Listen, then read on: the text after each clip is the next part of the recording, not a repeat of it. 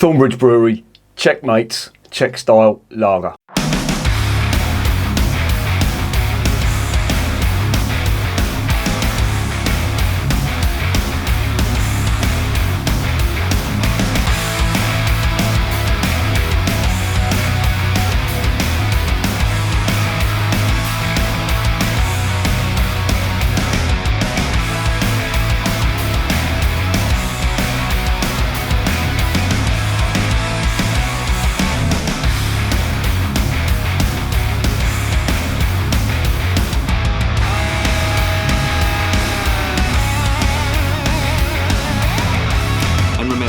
Life is too short to be drinking shitty beer.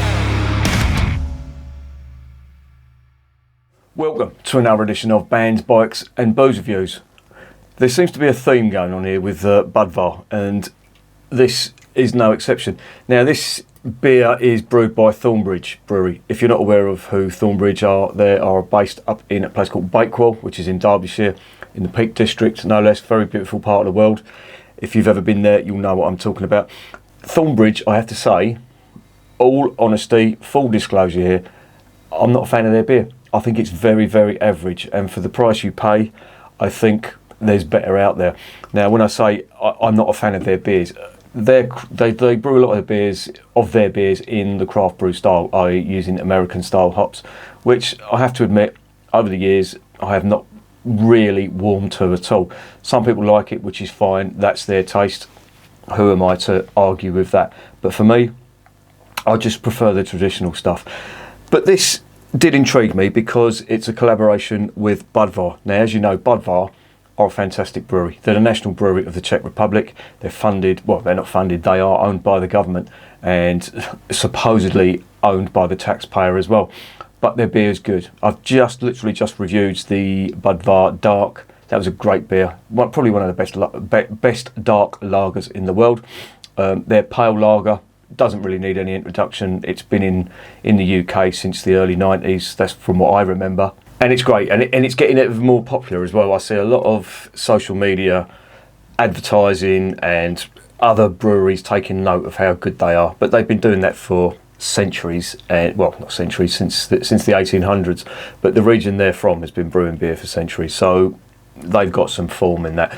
But there's some good points about this and some bad points about this. Now, I'll get onto these points in a bit. Firstly, the good points. Finally, a brewer has done a collaboration with a brewer who knows how to make good lager. You know, if you watch my videos regularly, you know my views on English lager or on British lager. There isn't a good one, with the possible exception of the Sam Smith's organic lager. Now, there is one other, the C84 Brewery, their Yorkshire lager. I thought that was really good as well, but all the others, you know, the macro stuff, that goes without saying, but all the craft brewers as well, the stuff I've tried, at best has been average. And Camden Hells, I'll give you a prime example, Camden Hells. Now, I'm not sure if you live up north whether you get Camden Hells as easily as you can get it down here, but it's everywhere down here. And I was in a bar the other night. I had to go into the office at work, and we had a drink afterwards. And there's a bar just down the road from where I work, and they do Camden Hells. And to be honest, that was the only reasonable beer that they had. And I remember drinking it, and the fucking price of it was over £7. Luckily, I didn't pay. It was my boss who paid. And I just remember thinking, this is so average. And all the fucking hype around it and all that, when you break it down, it's a very, very average lager. And they make a big thing, if you ever look at the cans, they say, oh, we go over to Bamberg and we check what the Bavarians do and all that. And they just don't get it right. But, again, that's just my opinion. You may like Camden Hells. If you don't, fine. But my opinion is there are no good UK lagers. And the reason for that is they were not really, in my opinion, from what I could make out, not really taking any notice of what was done in the countries that know how to brew it. But finally, Thornbridge have done that with Budvar. Now, that's an excellent choice for making a collaboration with. And this is Budvar's first collaboration ever outside of the Czech Republic. I don't know whether they've done collaborations in the Czech Republic, but certainly outside, Thornbridge have managed to secure that. So that's a good bit of PR on their part. And what they've done is they've tapped into Budvar's knowledge on the brewing of their lager, and they've used the techniques that they use, i.e. decoction mashing. Now, if you don't know what decoction mashing is, it's basically where you take a partly boiled section or from the mash, you take it out and you add it in at a later stage in the boil, and it gives a lot more flavour, and that's really evident when you taste Budvar Pale Lager. It's just bursting with flavour. And they've done that, and they've also used their yeast as well. But I don't want to get onto too much onto the ingredients in this section. I want to get onto the next section, because that really is where the meat and potatoes of this video is. Thornbridge, they're one of the original craft brewers, along with Brewdog, and they've been around years, since the 2000s. Of course, their flagship beer is Jaipur. Jaipur, when it first came out, I really didn't try it at all. It was just something that didn't cross my radar. But I do remember having Jaipur in about 2011, 2012. I wasn't used to, the American style IPAs, and I thought it was effing dog shit. However, in about sort of 2018, when I started really getting into different styles of beer, and yeah, it was okay. It was just okay. However, I've spoken to a lot of people who got into that craft beer style, and they said Jaipur is not the same as it used to be. The recipe had changed, and it just isn't that good anymore. I've had it since, and yeah, it's really not my thing, to be honest. But they do other lagers as well, Thornbridge, and I've tried them and I've reviewed them on the channel, and again, I really didn't think much of them either. So I'm hoping, I've really got high hopes for this, because this is the first lager from the UK that they've taken a lot of the techniques from a brewer that knows what they're doing when it comes to lager. Because as I've said, I don't think there is a good UK lager out there. This could be the first. However, the ingredients are flagging up, and this is what I wouldn't say it's the bad points, but it's, well, let me get on to the next section and I'll explain.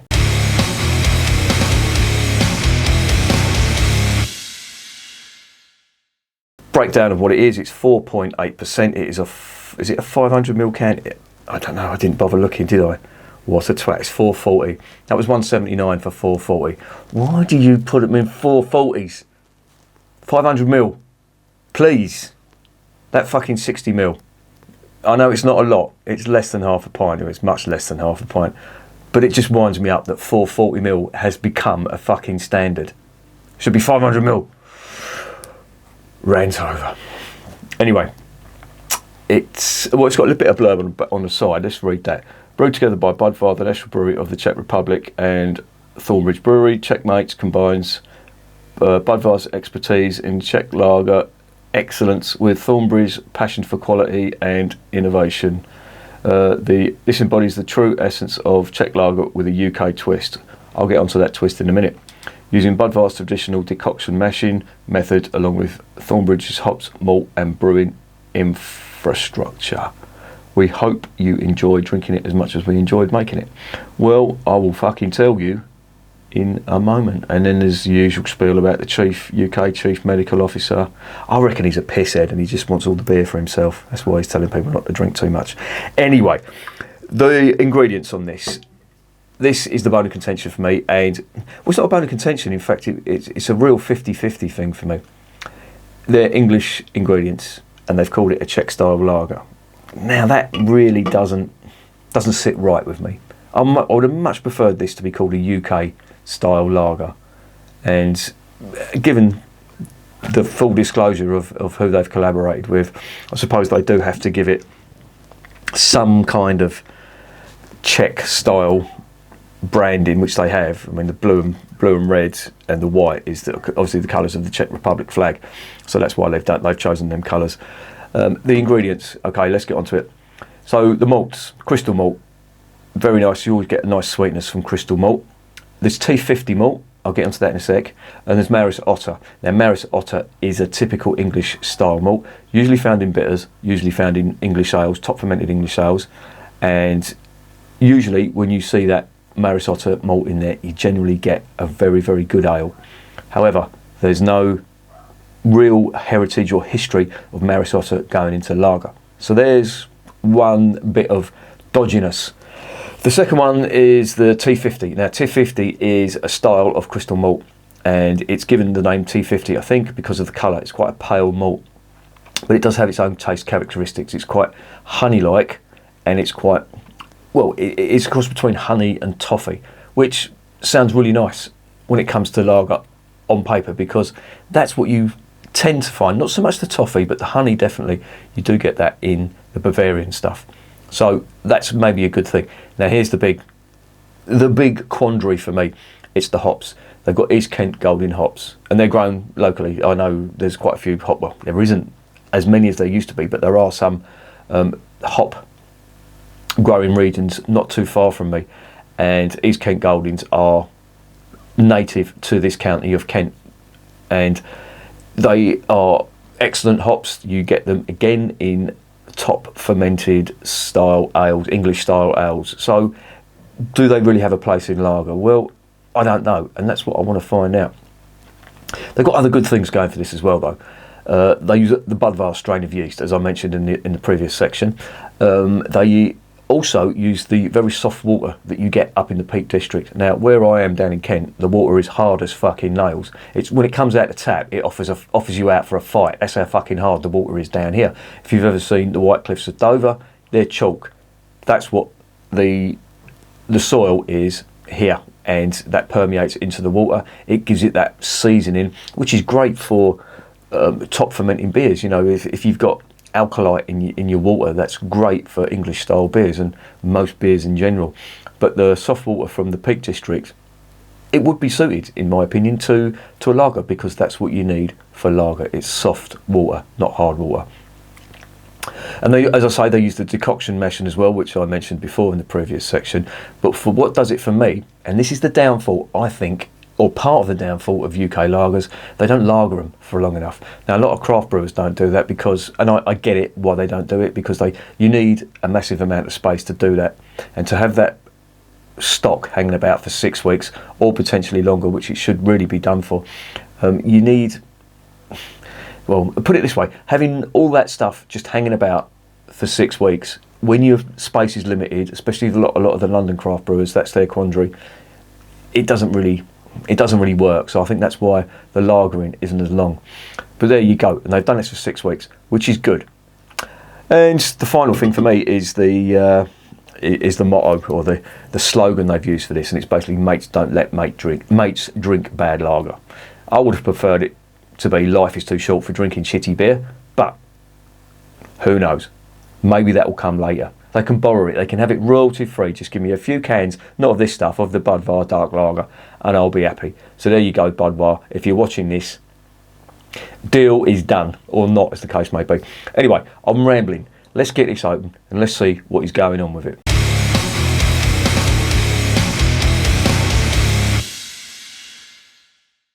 Right, really looking forward to this. Let's get it into ye olde glass.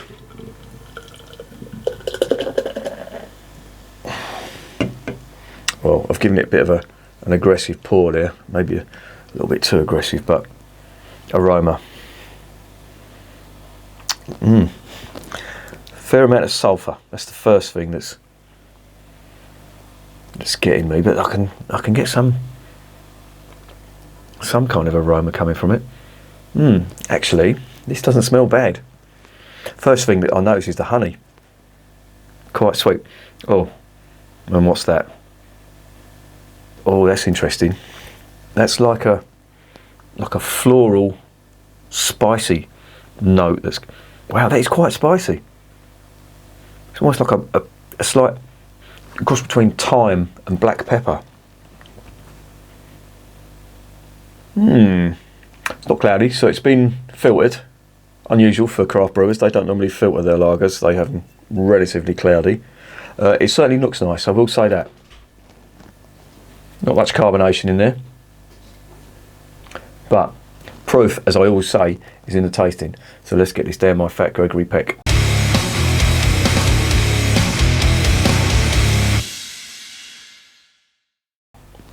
Bottoms up.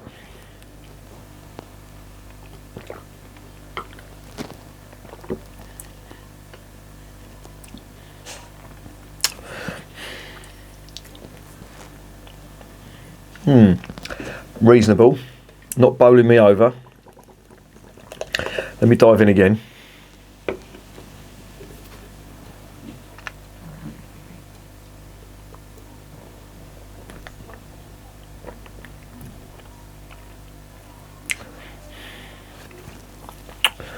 You can definitely get the East Kent Goldings in that. There's a relative amount of bitterness on the finish as well.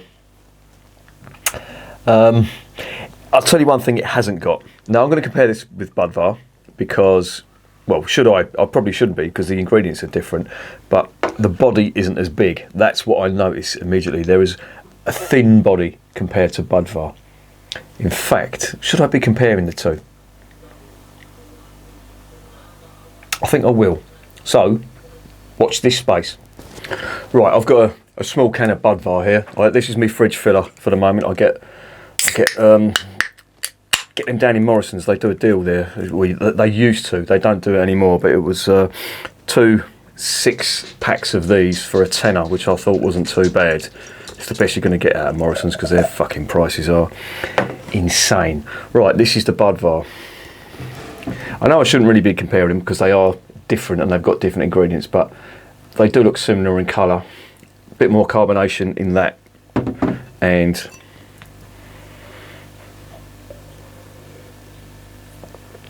yeah, immediately much fuller bodied.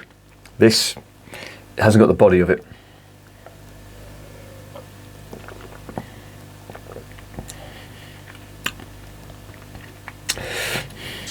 It's got quite a spicy note to this on the finish.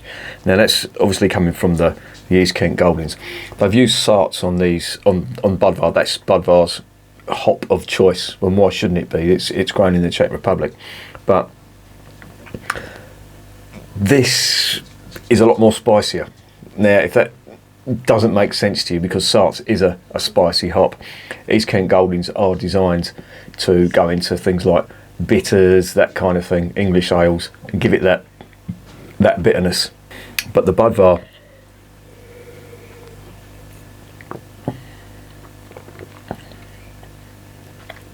it's almost got that creamy diacetyl flavour to it.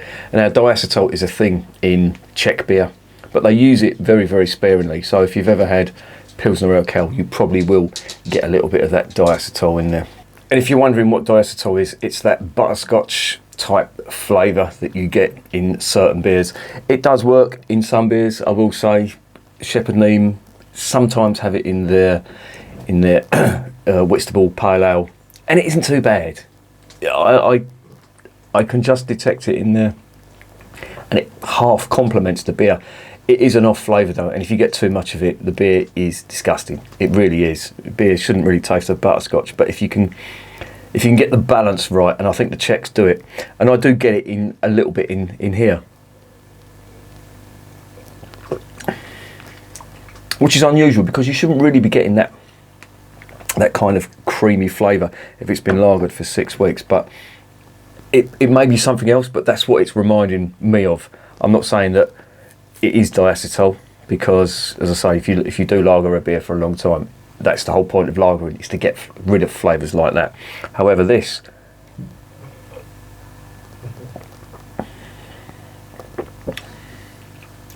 it's still got that. I get this in all craft beers.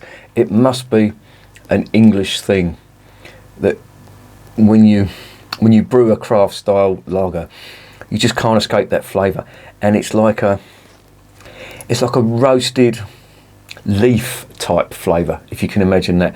Now I imagine it's a cross between the malt and the hops, how they're interacting with each other, but I do get it quite a lot in craft style beers, and I'm not sure whether I like it. It's a real Marmite flavour for me. Sometimes it's okay. I used to drink the Lost and Grounded Keller beer quite a lot. That was one that was in a local bar when I used to meet up with a couple of my mates. That was the one. It was a craft beer place. That would be the beer that I would drink because it was okay, but it always had this type of flavour. And I will say that the C84 brewery, the Yorkshire lager, that did have a little bit of that, but it was quite nice. The balance on that was really nice. You didn't get too much of this type of flavour that I'm talking about, and I think it's a mix between the malt and the hops. Maybe it's something to do with the hops being grown in a maritime environment, or a maritime climate, I should say. I don't know.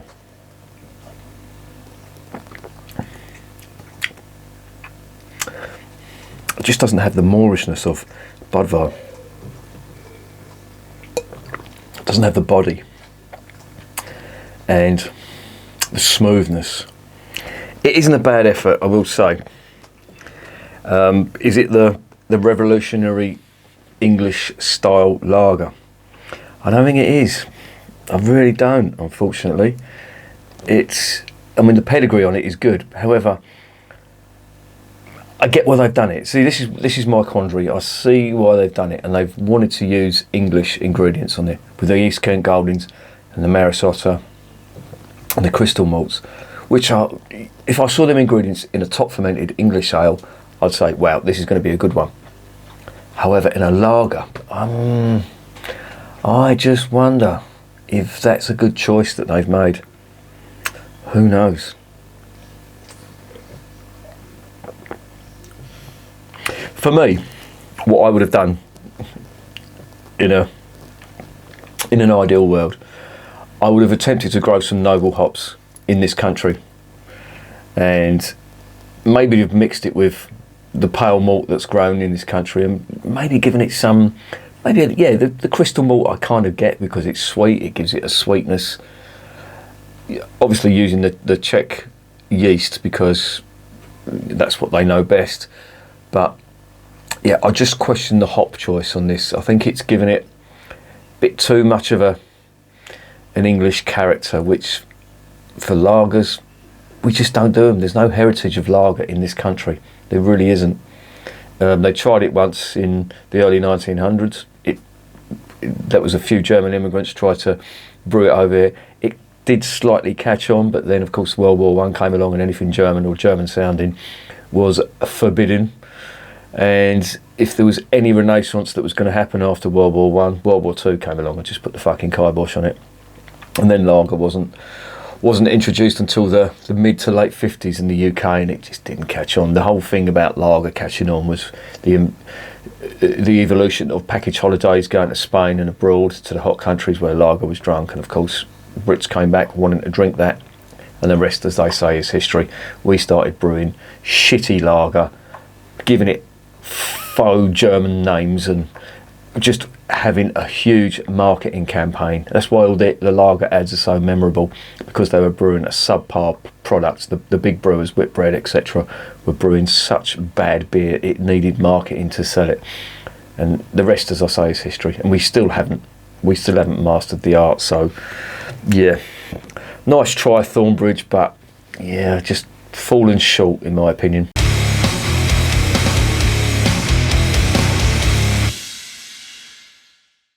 So what is the verdict on Checkmate's Czech style lager? It could have been great. It could have been fantastic, but unfortunately I just don't think it matches up. It certainly can't compete. There is an argument to say, well, why don't we try and make our own style lagers? Well, then do we turn into Americans trying to redefine what IPA is?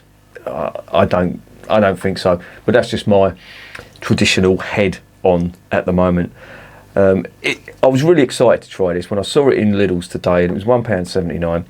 I thought, yes, definitely going to give this a go, because I've read about it before I bought it and it looked great. I thought anything that Budvar do, obviously it's going to, anything they touch turns to gold basically. And I had misgivings about Thornbridge. I think they're a very average brewer, to be honest, and this really hasn't altered my view on them, unfortunately. Hasn't changed my view on Budvar, because they're doing what they do and they do it very well indeed. That's really nice. That is a really nice lager. How does it compare with the Bavarian stuff? I think the Bavarian stuff is top of the tree. I don't think you're going to compete with that. Budvar is its own style, but I have to say I prefer the Bavarian stuff. That is what we should be aiming for, and unfortunately we don't. What I would have done, I would have tried to have grown a noble hop in this country. I'm sure we can do it. Even a Sarts hop, grown a Sarts hop in the UK, in the hop fields of Herefordshire, Warwickshire or Kent. and then maybe just giving it some English malt and then seeing where we go from there. But I think when you start putting tried and tested ingredients from English top fermented ales into bottom fermented European style beers, I don't think it's going to work, to be honest, which is unfortunate. But yeah, I really am disappointed in that, because I was so optimistic. They did everything right, Thornbridge, apart from just a couple of the ingredients. Even the Marisotto malt may have been okay. There's no real history of Marisotto being put into lagers as well, not that I know of. I could be wrong on that. Same with crystal malt, you don't really do that. It's the pale malts, the Munich malt, Vienna malt, that kind of thing that you really should be putting into lagers. But they did what they did, and this is the result. Having said that, it's not a bad beer. There's no nasties in there.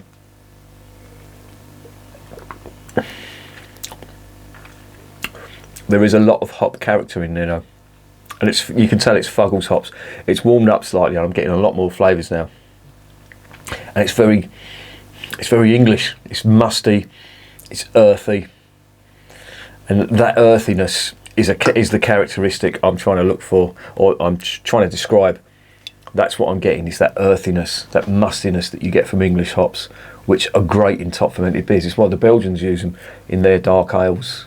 They use Fuggles, a lot of East Kent Goldings as well, and yeah, it just doesn't work in a lager, unfortunately.